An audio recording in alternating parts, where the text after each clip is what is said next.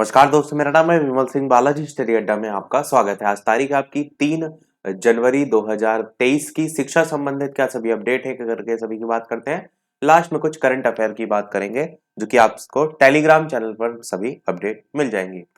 सबसे पहले अब अपडेट है डीएलएड से संबंधित। डीएलएड से रिलेटेड एक नोटिफिकेशन जारी किया गया जिसमें डीएलएड बीटीसी प्रशिक्षण सेकंड सेमेस्टर और फोर्थ सेमेस्टर परीक्षा वर्ष 2022 के आंतरिक मूल्यांकन यानी जो इंटरनल नंबर होते हैं ना, उसके मूल्यांकन के संदर्भ में नोटिफिकेशन जारी किया गया है। इसमें लिखा है कि आप सभी भली भांति अवगत हैं कि सचिव परीक्षा नामक प्राधिकारी प्रयागराज के पत्रांक जो संख्या यहाँ पर दे रखी है, जिसमें दिनांक 12/12/2022 के द्वारा डीएलएड प्रशिक्षण सेकंड सेमेस्टर और फोर्थ सेमेस्टर के प्रशिक्षुओं की जो परीक्षा हाल ही में 19/12/2022 से 24/12/2022 तक संपादित हो चुकी है। परीक्षा में सम्मिलित जो भी प्रशिक्षु हैं उनका आंतरिक मूल्यांकन भी आयोजित कराया जाना है। अब इस चीज को ध्यान रखिएगा कि कई विद्यालय में इंटरनल नंबर की जो प्रक्रिया होती है वो पहले ही कंप्लीट करा लेते हैं, तो जहां पर नहीं हुई है वहीं के संदर्भ में ये बात की गई है। बाकी ये भी लिखा है, प्रायः यह देखा जाता है कि सचिव नियामक प्राधिकारी उत्तर प्रदेश प्रयागराज महोदय के द्वारा आंतरिक मूल्यांकन के जो अंक हैं वो पोर्टल पर पूरित करने के निर्देश प्राप्त होने पर ही आप सभी के द्वारा आंतरिक मूल्यांकन का कार्य कराया जाता है, जिसके कारण ही पोर्टल पर अंक समय अंतर्गत पूरित करने में काफी परेशानी होती है और कभी कभी सचिव परीक्षा जो नियामक है उससे समय वृद्धि हेतु अनुरोध भी करना पड़ता है, जो कि उचित नहीं होता। इसलिए प्रशिक्षुओं का आंतरिक मूल्यांकन का कार्य समय से संपन्न करा लिया जाए। इसलिए नियामक के द्वारा आंतरिक मूल्यांकन के जो अंक हैं वो पोर्टल पर अपलोड करने संबंधी दिशा निर्देश जारी होने पर तत्काल निर्धारित समय पर अंक पूरित कर पोर्टल पर अपलोड जो है वो किए जा सके। वही देखिए ये चीज यहाँ पर क्लियर भी की गई है। साथ ही आंतरिक मूल्यांकन के लिए निजी डीएलएड संस्थान हेतु तहसीलवार संस्थानवार समय सारणी निर्धारित करते हुए इस निर्देश से प्रेषित है कि निर्गत समय सारणी के अनुसार अपने अपने संस्थान के जो प्रशिक्षु हैं उनका आंतरिक मूल्यांकन कराना सुनिश्चित करें। और उक्त के साथ ही आपको ये भी निर्देश दिया जाता है कि आंतरिक मूल्यांकन हेतु अपने अपने जो संस्थान है उनके जो भी निर्धारित गणवेश हैं उसमें संस्थान के द्वारा जारी वैध परिचय पत्र और आधार कार्ड के साथ उपस्थित होने हेतु आदेशित करते हुए 100% उपस्थिति कराई जाए। और आंतरिक मूल्यांकन डाइट के द्वारा नामित जो पर्यवेक्षक हैं उनकी देखरेख में ही संपादित होती है ना। इंटरनल नंबर जो आपके दिए जाते हैं उसमें जो एक प्रक्रिया वाइवा वाली होती है ना, वो डाइट से ही आपके जो पर्यवेक्षक होते हैं वो नियुक्त किए जाते हैं, उसको लेकर यहाँ बताया गया है। बाकी आंतरिक मूल्यांकन हेतु पर्यवेक्षक निर्धारित तिथियों में आपके संस्थान में उपस्थित रहेंगे। यदि परीक्षा में कोई प्रशिक्षु अनुपस्थित रहता है तो उसका आंतरिक मूल्यांकन बिल्कुल भी ना करें। बाकी यहाँ पर आप देखेंगे तो ये कॉलेज के नाम कुछ इस सीरियल में दे रखे हैं और इसमें तहसील हांडिया करके जो है वहां को लेकर के बात की गई है। यहाँ पर समय सारणी जो है वो दे रखी है। यहाँ पर दिनांक भी देखिए 4 तारीख दे रखी है यानी कल की तारीख, यहाँ पर 5 तारीख दे रखी है। इसी प्रकार आगे भी आप देखेंगे तो तहसील मेजा करके यहाँ पर दिया गया है कॉलेज का नाम, और यहाँ पर तारीख करके 6 तारीख दी गई है। इसी प्रकार यहाँ पर आगे तहसील 12 करके दी गई है। ये सब प्रयागराज को लेकर के लिखा है। आपके विद्यालय की तहसील अलग अलग होंगी तो आपके वहाँ की जो तारीख है वो अलग होगी। इस चीज को लेकर के यहाँ पर ध्यान दीजिए। सबसे स्टार्टिंग में जो आप देखेंगे तो यहाँ पर प्रेषक उप शिक्षा निदेशक प्राचार्य जिला शिक्षा और प्रशिक्षण संस्थान प्रयागराज को लेकर के बात की गई है। बढ़ते हैं चलिए अब अपनी अगली अपडेट की तरफ कि एक अपडेट कल आपका जारी किया गया कार्यालय जिला अधिकारी लखनऊ के द्वारा कि दिनांक 2 तारीख को जारी एक शीतलहर की चेतावनी को देखते हुए लखनऊ के समस्त शहरी और ग्रामीण क्षेत्रों के सभी बोर्ड्स के कक्षा 12 तक के समस्त जो स्कूल हैं उनको 4 से लेकर के 7 तारीख तक 7 जनवरी 2023 तक जो है वो बंद करने का अवकाश घोषित किया गया है। और आदेश कस्तूरबा गांधी आवासीय बालिका विद्यालयों पर भी लागू होगा। और इस आदेश सभी स्टूडेंट्स टीचर्स और नॉन टीचिंग स्टाफ सभी के लिए लागू होगा, वो यहाँ पर बताया गया है।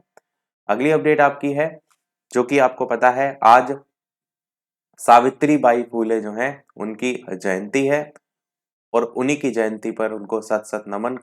ये आपका अगली अपडेट में भी आप पढ़ पाएंगे कि शिक्षा की अलग जगाने वाली पहली महिला शिक्षिका की 192वीं जयंती मनाएगा जेएनयू। सावित्री बाई फूले की जयंती को महिला दिवस के रूप में मनाने की मांग है। नई दिल्ली से जो है वो न्यूज है। अगली अपडेट आपकी है 6 भर्तियों की 8 परीक्षा इस साल कराएगा आयोग। यूपीपीएससी ने 2023 की भर्ती परीक्षाओं का कैलेंडर जारी किया है। लोक सेवा आयोग प्रयागराज से जो है वो न्यूज है। 14 मई को पीसीएस 2023 जो है उसकी प्रारंभिक परीक्षा होगी और 23 सितंबर से पीसीएस की मुख्य परीक्षा है प्रस्तावित। आरओ और एलटी ग्रेड भर्ती का जिक्र नहीं किया गया है। आयोग की कार्यप्रणाली पर सवाल भी उठाए गए, उसी को लेकर यहाँ बताया गया है।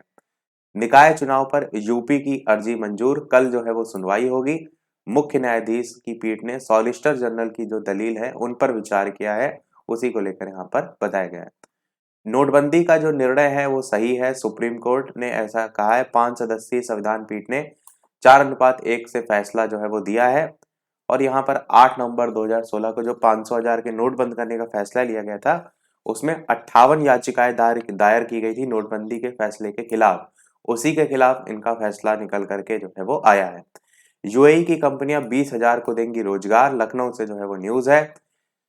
अगली अपडेट, दिसंबर में बेरोजगारी दर 8.3% के उच्च स्तर पर पहुंच गई है, मुंबई करके यहाँ से न्यूज है। 10% रही शहरी बेरोजगारी दिसंबर में, वो भी यहाँ बताया गया है।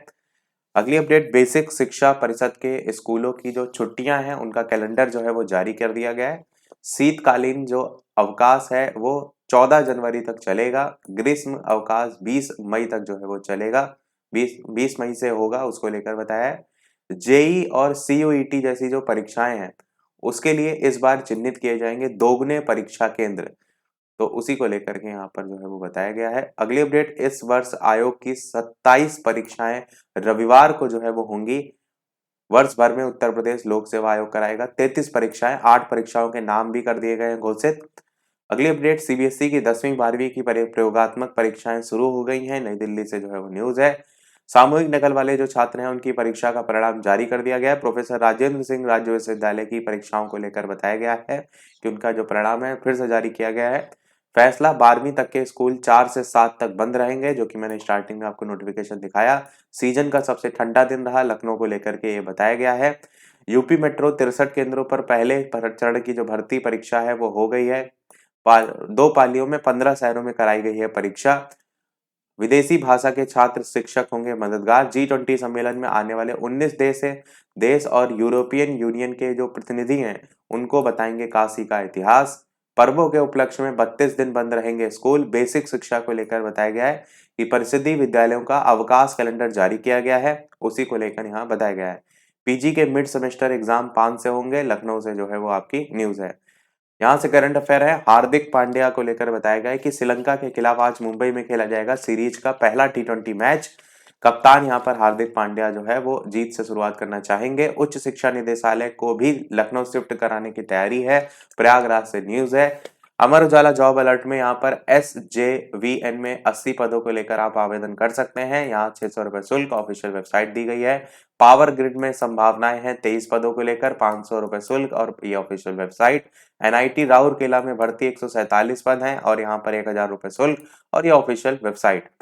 अगली सभी कुछ करंट अफेयर से रिलेटेड अपडेट है कि कौस्तव चटर्जी बने भारत के 78वें ग्रैंड मास्टर, तो इनका नाम आपको जरूर ध्यान होना चाहिए। कोलकाता के रहने वाले हैं ये, पश्चिम बंगाल के 10वें ग्रैंड मास्टर जो है वो बने हैं। अगली अपडेट, टाटा समूह के दिग्गज R.K. कृष्ण कुमार का 84 वर्ष की आयु में निधन हो गया है, उसी को लेकर यहाँ बताया गया है। रेलवे ने 2030 तक शुद्ध शून्य कार्बन उत्सर्जन हासिल करने की योजना की शुरुआत की है, उसी को लेकर यहाँ बात की गई है। और ये थी हमारे इस ओवरऑल वीडियो की लास्ट अपडेट। इसी प्रकार वीडियो में अपडेट पाते रहने के लिए चैनल सब्सक्राइब करके अवश्य जुड़ जाइएगा। वीडियो पसंद आया हो तो लाइक अवश्य कीजिएगा और लोगों के साथ शेयर अवश्य कीजिएगा। मिलते हैं अगले अपडेट में, तब तक के लिए नमस्कार, जय हिंद।